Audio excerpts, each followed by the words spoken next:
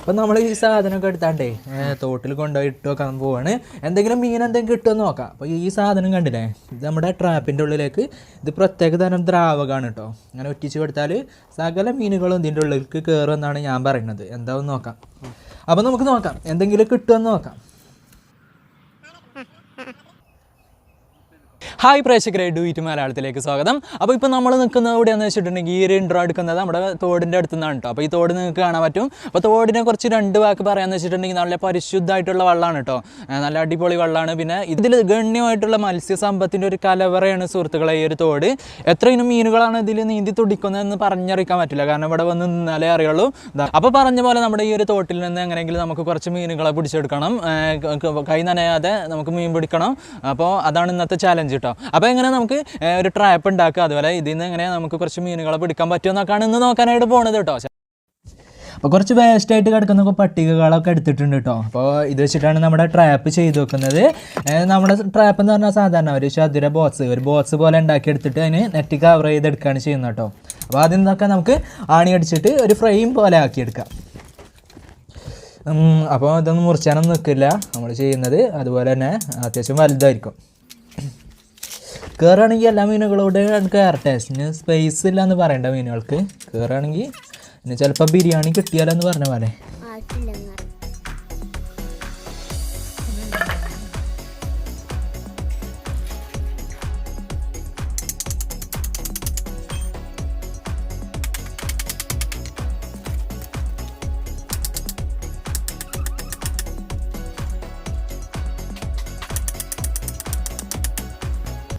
അപ്പോൾ നമ്മുടെ പട്ടിക വെച്ചിട്ടേ ഇതുപോലെ ബോക്സ് ഉണ്ടാക്കി എടുത്തിട്ടുണ്ട്.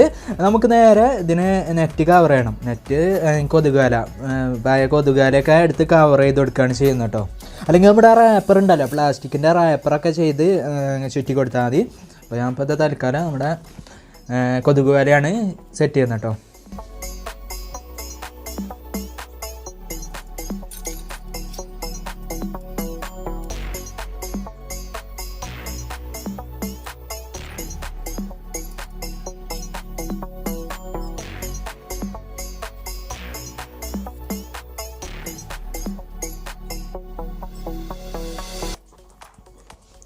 അങ്ങനെ നമ്മൾ ഇതുപോലെ കവർ ചെയ്തെടുത്തിട്ടുണ്ട്. ഇതിൻ്റെ ഒരു ഭാഗം മാത്രം നെറ്റ് കവർ ചെയ്യാതെ വെച്ചിട്ടുണ്ട് കേട്ടോ. അതെന്തിനാന്ന് വെച്ചിട്ടുണ്ടെങ്കിൽ നമുക്ക് മീനിനെ അങ്ങോട്ട് കയറി പോകണമല്ലോ. അപ്പോൾ അതിന് വേണ്ടിയിട്ടുള്ള സംഭവം സെറ്റ് ചെയ്ത് കൊടുക്കണം. അപ്പോൾ ഈ ഒരു ഭാഗമാണ് നമ്മൾ കാലിയൊക്കെ ഇട്ട്. അപ്പോൾ ഇത് കണ്ടില്ലേ, ഇത് നമ്മുടെ കൊതുകുകാൽ തന്നെ പ്രത്യേക രീതിയിൽ മെഷീൻ വെച്ചിട്ട് അടുപ്പിച്ചെടുത്താണ് കേട്ടോ. മീനിനെ അങ്ങോട്ട് കയറി പോകാൻ പറ്റും, പക്ഷേ തിരിച്ചിങ്ങോട്ട് ഇറങ്ങാൻ ഒരു ചാൻസും ഇല്ല. അപ്പോൾ ആ ഒരു രീതിയിലാണ് ഇത് നമ്മൾ തുന്നിയെടുത്തിട്ടുള്ളത്, അല്ല മെഷീൻ വെച്ചിട്ടാണ് അടുപ്പിച്ചെടുത്തിട്ടുള്ളത്. അപ്പോൾ അത് ഈ ഒരു ഭാഗത്ത്, ഈ ഓപ്പണായി കിടക്കുന്ന ഭാഗത്ത് തുന്നി കൊടുക്കാം. നമ്മുടെ കയർ വെച്ചിട്ട് തുന്നിയെടുത്താൽ മതി.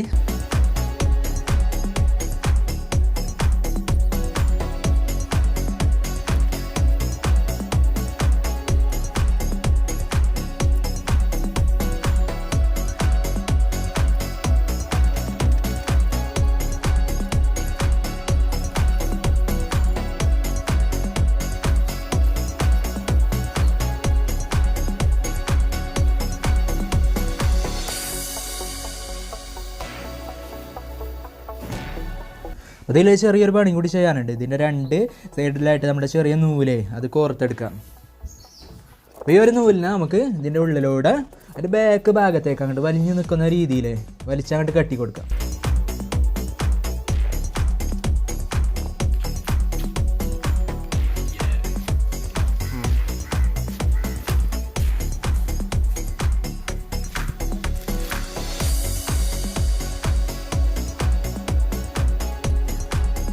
അപ്പോൾ പ്രേക്ഷകരെ, നമ്മുടെ മീനുകളെ നമ്മുടെ കൂടിൻ്റെ അടുത്തേക്ക് ഇങ്ങനെ ആകർഷിപ്പിച്ച് വരുത്താൻ വേണ്ടിയിട്ട് മീനുകൾക്ക് ഇഷ്ടപ്പെട്ട പലതരം ഗന്ധങ്ങളും അതുപോലെ തന്നെ അതൊക്കെ അടങ്ങുന്ന ഫുഡുകളാണ് കേട്ടോ. അത് പച്ചമത്തി, നല്ല ചീഞ്ഞിട്ടില്ലെങ്കിൽ ചീഞ്ഞ വേണാണ്ട് പറഞ്ഞില്ലേ.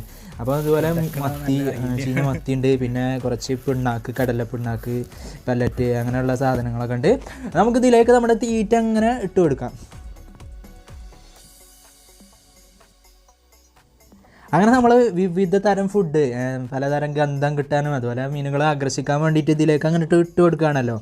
അപ്പോൾ ഈ ഒരു ഫുഡൊക്കെ അങ്ങനെ പൈസ ഉണ്ടെങ്കിൽ നമുക്ക് നല്ല ഏകദേശം ഒരു കിലോ ചെമ്മീനെങ്കിലും വാങ്ങി പൊരിച്ച് ഫ്രൈ ചെയ്ത് തിന്നാം.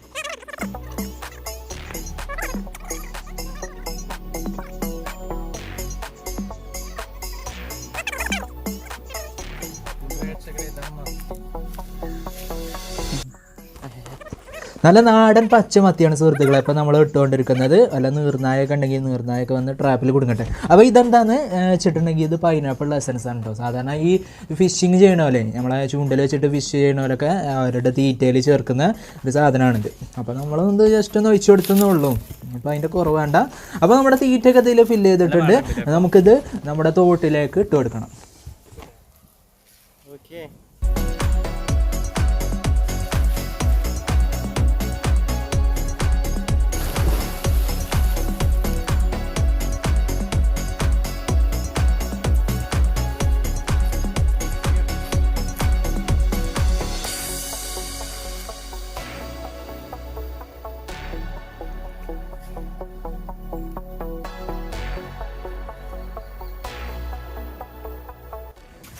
ആഫ്റ്റർ ഫ്യൂ ഹവേഴ്സ് ലേറ്റർ, ഇപ്പോൾ ഏകദേശം ഒരു 2 മണിക്കൂറായിട്ടുണ്ട്. കാരണം ഇരുട്ടായി തുടങ്ങുന്നുണ്ട്. ഇനിയും നമുക്ക് വെയിറ്റ് ചെയ്യാൻ പറ്റില്ല, കാരണം വീഡിയോ എടുക്കാൻ കഴിയില്ല, ലൈറ്റ് പോവും. അപ്പോൾ കയറിയത് കറക്റ്റ് ഏകദേശം നമുക്ക് കയറിയത് മതി. നമുക്ക് വലിച്ചു നോക്കാം ട്രാപ്പിൻ്റെ അകത്ത് എന്തെങ്കിലും സാധനം കുടുങ്ങിയിട്ടുണ്ടോ എന്ന് നോക്കാം.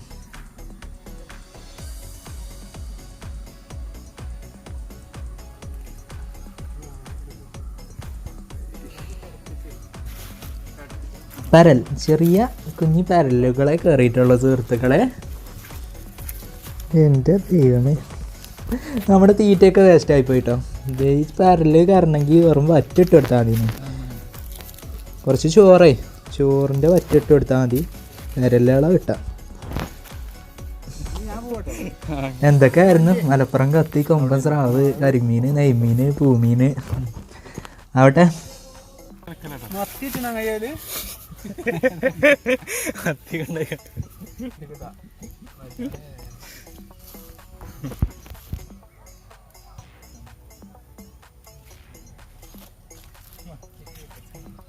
മാറ്റിക്കളോ.